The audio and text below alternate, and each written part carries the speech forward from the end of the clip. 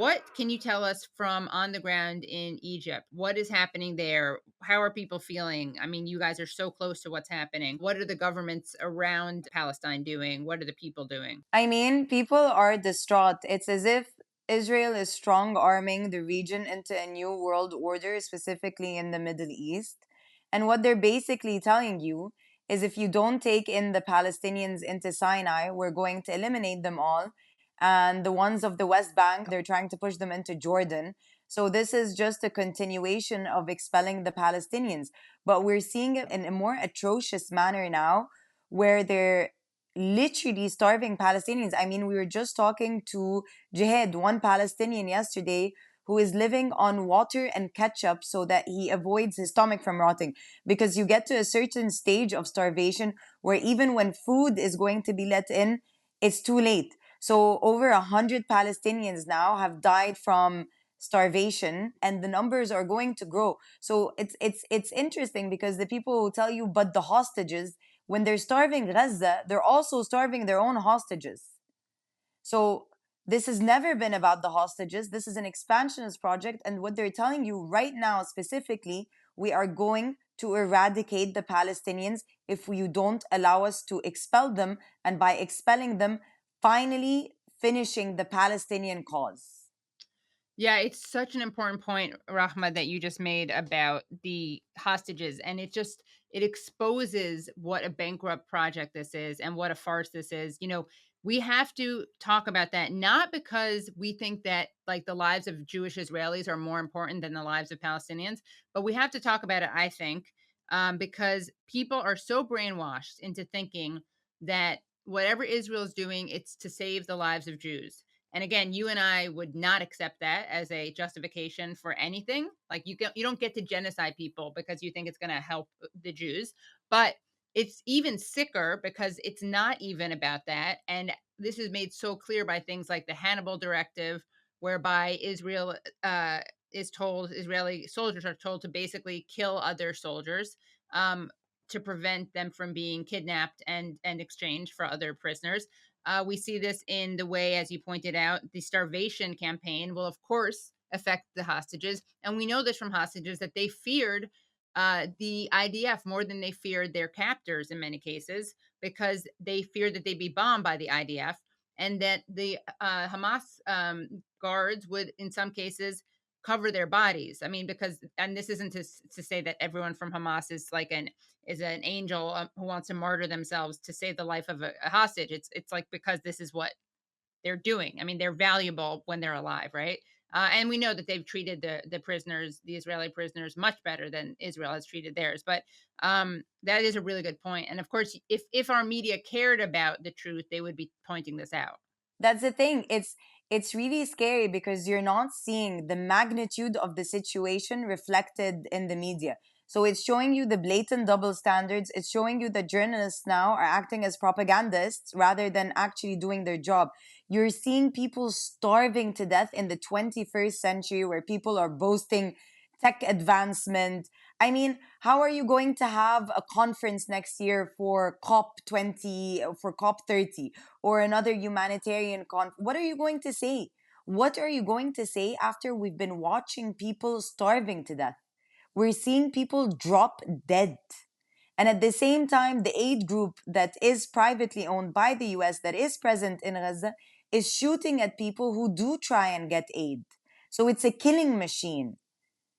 And at the same time, because Israel is attempting to own the narrative by lying first, not by saying the truth, but they lie first. So they try and own the narrative by doing so. But the thing is, there's only so much you can do to hide these atrocities. But as people are starving to death, it's just showing that everyone knows what's happening on the ground, but there is a lot of racism where these people's lives do not matter. Because Yeah. that's it. Is anyone here not aware of the starvation that is going on? Absolutely not. And this is why me and you were saying before, what's left to say? Yeah, it is. It is what is left to say. I mean, the starvation. This is a slow murder, right? I mean, this is just it's murder by starvation. It is so sick. Uh, I don't know how the world is letting this happen. It's not surprising. I mean, the world lets things like this happen all the time. What's surprising is that it's letting it happen while it's so visible to the world. And they've weaponized the term, and we were just talking about this, they've weaponized the term anti Semitic. So it is absolute insanity that you speaking on about people being starved and then you're dubbed anti-Semitic. How is this even possible? There are piles of children's bodies. There are fathers whose bodies are on the floor. There are families who don't even know where the bodies of the rest of the family is. Dr. Adnan, who is a doctor who got taken and tortured, and because they don't want evidence of the torture, he got killed by torturing in Right. Israeli captivity, talking about Ba'a captives. So he got tortured to death, and they won't give the family his body back. Why? Because that's evidence of torture, of Palestinians being tortured. They're Right. trying as much as possible to eliminate evidence, but they can't anymore. We're seeing videos of people dropping dead. It's so awful. And I just want to show one image, just to show the kind of open vitriol, racism, and hatred that is demonstrated by elected officials in the United States. Let's see what Congressman Randy Fine of the great state of Florida had to say. So he's responding to an ABC News tweet and headline. It says, breaking 15 people have died, including 4 children, from famine and malnutrition in Gaza in the last 24 hours. Hamas run health ministry says. Read more about it. And by the way, I just want to point out, no one ever says the Likud run health ministry or the Likud run anything when they're attributing things to Israel. And here's what Congressman Randy Fine says: release the hostages. Until then, starve away. This is all a lie anyway. It amazes me that the media continues to regurgitate Muslim terror propaganda. Okay, interestingly enough, the BBC has shown to 80% use the Hamas military states, which once again undermines the magnitude of the situation. When these racist muppets say things like this, and we just mentioned at the beginning of the show, by starving Gaza, you're starving these hostages, then you have no idea what you're talking about. And what you are basically portraying is your own racism.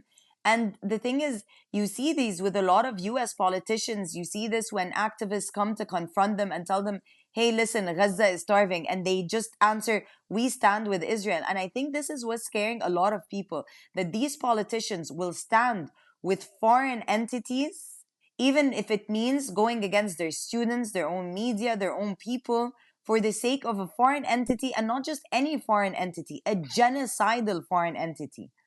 The racism is so entrenched. You know, we laugh about this, about political correctness and how use of certain words. I'd rather you use whatever terminology you want and not kill people in the region, because you've dehumanized them for so long. You're now able to brutalize them and get away with it. And this has been systematic about people in the region. You know, we went from being fictionized and put in an Orientalist bucket so that we're seen different. And then later on, Hollywood perpetuated from this being different to being feared.